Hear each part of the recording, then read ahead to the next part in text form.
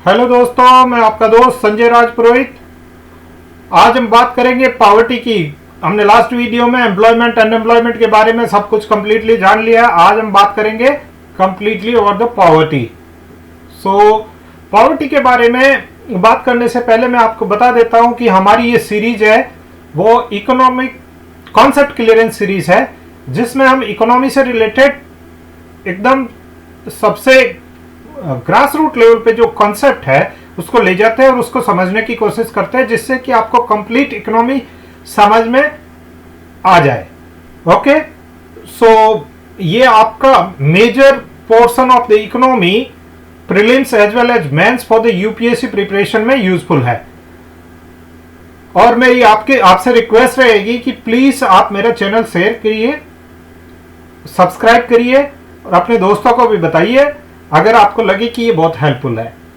चलिए आज हम बात करते हैं पॉवर्टी की। पॉवर्टी यानी गरीबी, जनरली ये सबसे फेवरेट टॉपिक होता है सबके लिए, पॉलिटिशियन के लिए, एकेडमिशियन के लिए, क्योंकि यहीं से आपको पता ही है नोबेल प्राइज इस बार भी जो मिला है वही गरीबी से रिलेटेड काम करने के लिए मिला है। और पॉलिटिशियन की तो राजनीति पूरी गरीबी के बेस पर चलती है। सबका फेवरेट टॉपिक है, टॉपिक सबका फेवरेट है, बट जो लोग रियल में इसको फेस करते हैं उनके लिए सबसे बड़ी दिक्कत होती है। ओके, हम उस लेवल पे नहीं जाएंगे, हम इसको बेसिकली अंडरस्टैंड करेंगे कि बेसिक प्रॉब्लम क्या है। गरीबी दो प्रकार की हो सकती है। इसमें बेसिकली क्या होता है, एक होता है एब्सोल्यूट, ये होती है रियल। पॉवर्टी का मतलब क्या है, कुछ डेप्रीविएशन होना। कोई भी चीज से मैं डिप्राइव हूं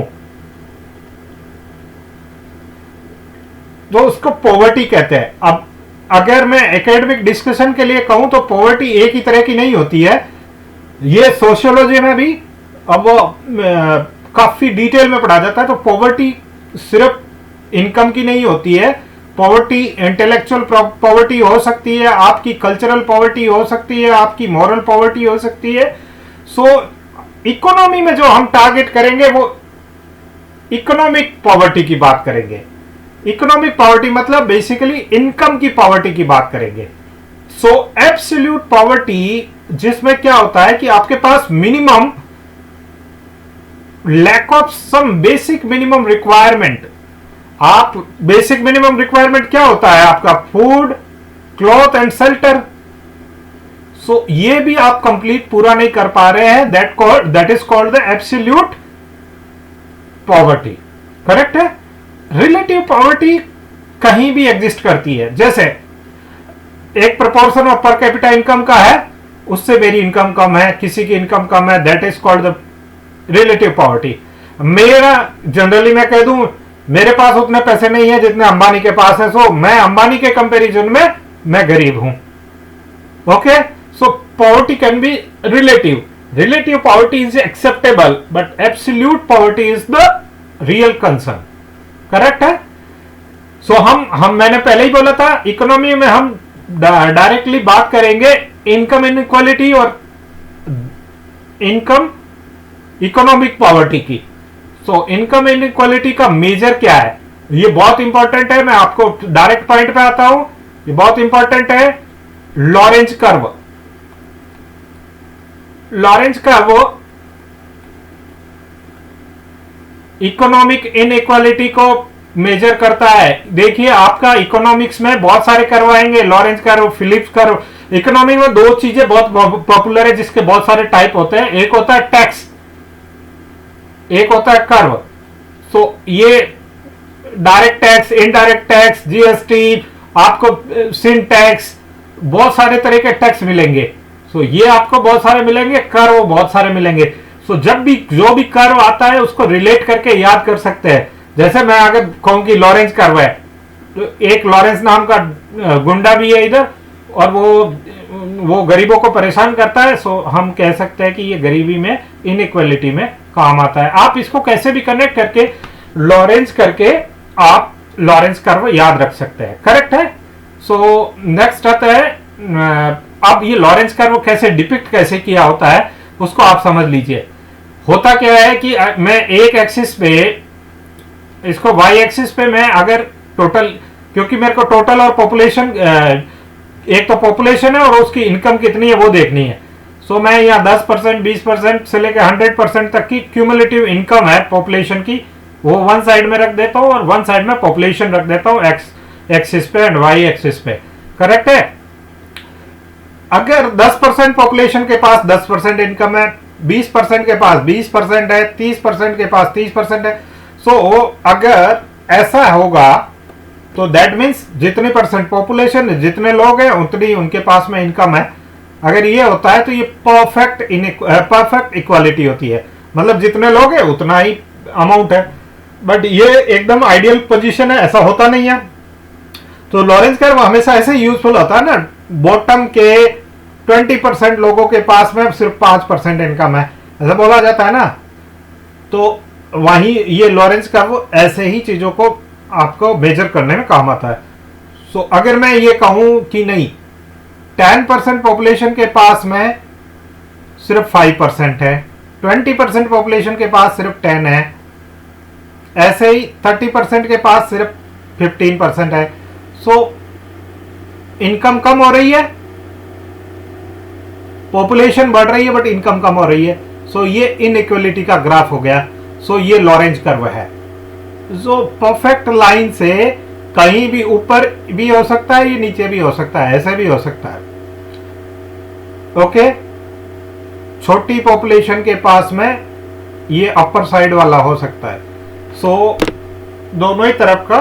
सो ये लॉरेंज कर्व है। आपको बेसिक समझ में आ गया होगा कर्व कैसे ड्रॉ किया है मैंने। सो इसका मतलब क्या है? Closer to perfect line is lesser the inequality. जितना ये इस परफेक्ट लाइन के नजदीक होगा उतना ही इनइक्वालिटी कम होगा। Okay, so closer to perfect line is the lesser the inequality. ये एग्जैक्टली स्टेटमेंट उठ के आ सकता है। ओके, लिमिटेशन क्या है इस कर्व की?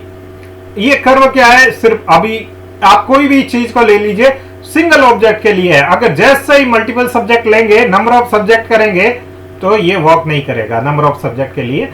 सो ये बहुत छोटे से टारगेट और फोकस के हिसाब से किया जा सकता है, जैसे हम अभी कर रहे हैं इनकम का। Okay, so that is the limitation of it. अब इससे लॉरेंज कर्व से एलजी करके याद रखना, लॉरेंज कर्व से गिनी कोएफिशिएंट बनता है। So Lorenz curve Gini coefficient for the income, LGI, inequality, income inequality. So इसको बोलते हैं गिनी कोएफिशिएंट में। गिनी कोएफिशिएंट को कैसे कैसे मैप किया जाता है? Area between the perfect equal line, और मैं आपको बताता हूं।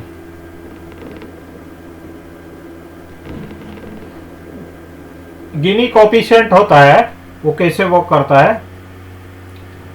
Area equal to perfect line, area in between perfect line and Gini coefficient के बीच में। ये जो एरिया होता है, सॉरी, ये लॉरेंज कर्व, परफेक्ट लाइन और लॉरेंज कर्व के बीच का जो एरिया है, ये एरिया, इस एरिया को देखा जाएगा। देखिए, अगर मैं कहूं कि ये परफेक्ट इक्वालिटी है, तो ये नीचे जाता जाता अगर यहां से ऐसा हो जाए कंप्लीट, तो ये कंप्लीट इनइक्वालिटी है, यहां पे कंप्लीट इनइक्वालिटी आ जाएगी। सो इन दोनों के बीच का जो एरिया है, remaining area,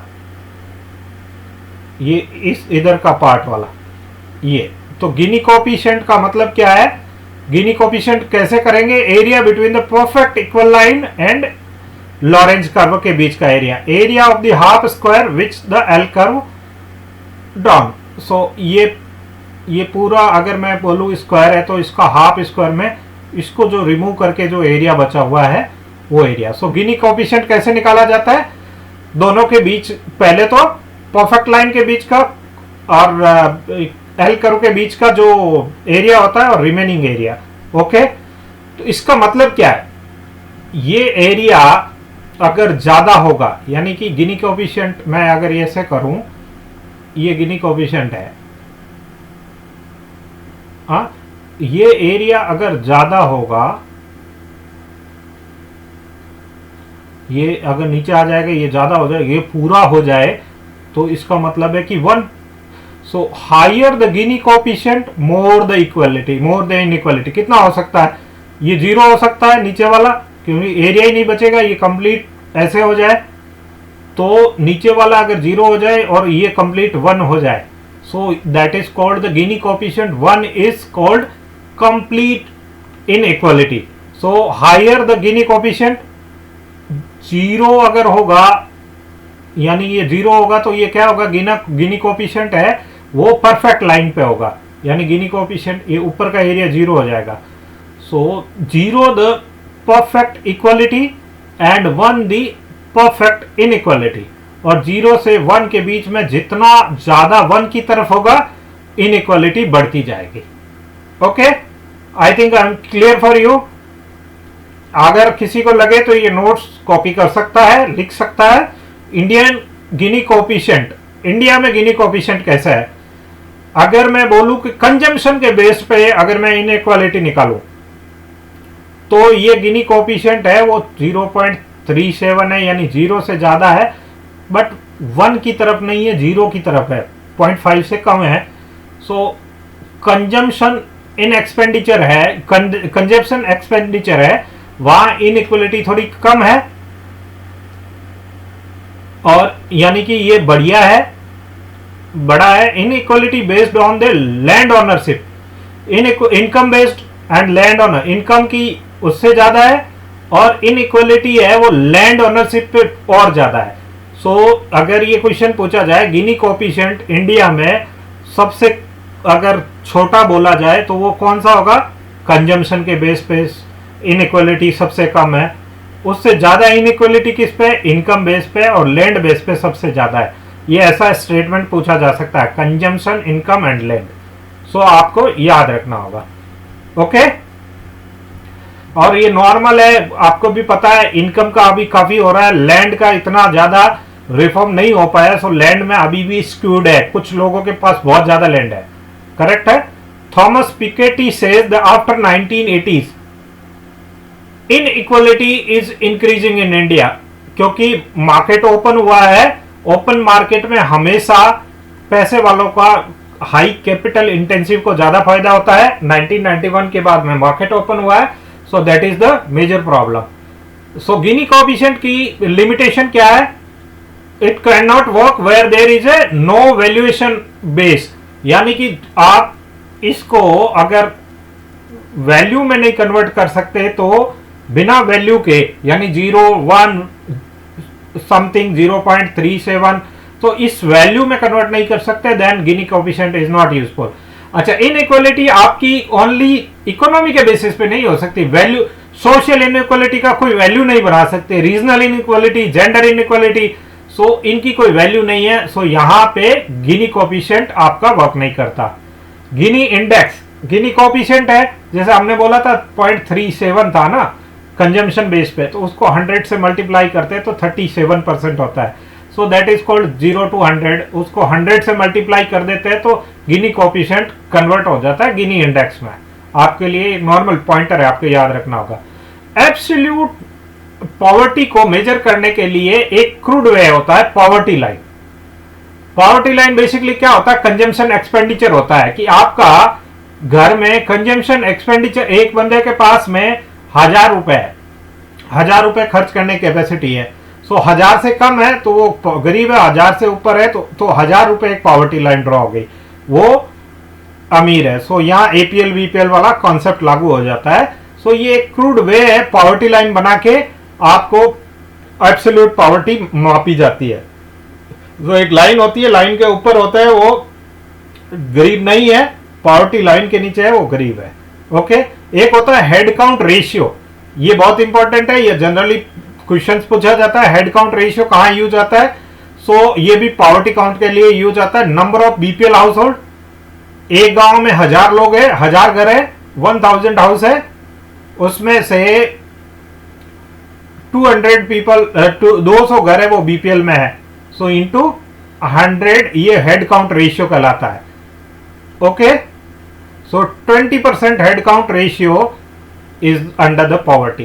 So that is called the poverty. Head count ratio and number of BPL houses, number of BPL मतलब below poverty line, poverty line से नीचे के. Okay, incidence of poverty, what proportion is poor, कितने लोग इसको incidence of poverty, as we measure poverty by poverty line, then head count ratio is the incidence of poverty. कितने percent incidence है poverty का, वो पॉवर्टी लाइन के हिसाब से हम हेड काउंट रेशियो के थ्रू मापते हैं. एक होता है पॉवर्टी लाइन, एक होता है पॉवर्टी गैप. ये लाइन है, इसमें ऊपर वालों का एवरेज देखा जाता है, नीचे वालों का. तो दोनों के बीच में जो गैप है इस लाइन तक पहुंचने के लिए, नीचे वाले अगर सबका मैं एवरेज निकाल दूं कि मैं बोलूं कि सभी का एवरेज है वो 900 रुपीज आ रहा है और ये 1000 रुपीज की लाइन है. सो गैप कितना हुआ 100 रुपीज का. 100 रुपीज अगर सब में डिवाइड कर दिए जाए, so everybody will be on the poverty line or above upper side of the poverty line. That is called the poverty gap. Simple average of all and gap over the total population. सबका average निकाल दिया जाता है और फिर gap देखा जाता है एपीएल बीपीएल के बीच में. That is called the poverty gap. Okay, poverty gap का इंडेक्स रेशियो, पॉवर्टी लाइन कितने की है 1000 की है, पॉवर्टी गैप कितना है 100 रुपीज का है. सो ये पॉवर्टी लाइन का रेशियो हो जाएगा 1:10. एक आदमी को 10 रुपए देने पे आपका कंप्लीट हो जाएगा. सो that is called the poverty gap index. Poverty line मैंने बोल दिया मंथली कंजम्पशन के हिसाब से हाउस होल्ड को मिनिमम रिक्वायरमेंट कितनी होती है उतना वो ले पाता है या नहीं, that is poverty line. Poverty gap per capita की अमाउंट होती है resource needed for the entire economy bring all poor person on the poverty line. So वो गैप होता है. Okay, so I think it is clear for you the poverty basic. कल हम देखेंगे कि पॉवर्टी का एस्टिमेशन है वो इंडिया में कैसे किया जाता है. सो उससे हमारा पॉवर्टी और क्लियर हो जाएगा. सो बेसिकली पॉवर्टी के लिए मैंने आपको सारे कंसेप्ट बता दिए. पॉवर्टी गैप क्या होता है, गिनी कोफिशिएंट क्या होता है, लॉरेंस कर्व क्या होता है, ओके, हेड काउंट रेशियो क्या होता है. हेड काउंट रेशियो आपके लिए बहुत इंपॉर्टेंट है. Thank you. सो अगर आपको मेरा पढ़ाया हुआ बताया हुआ समझ में आ रहा है तो आप उसको अपने दोस्तों में शेयर कर सकते हैं. आप मेरे चैनल को सब्सक्राइब करिए एंड बेल आइकन प्रेस करिए जिससे कि मुझे मोटिवेशन मिलेगा कि मैं और बेटर कंटेंट आपके सामने ला सकूं. Thank you so much.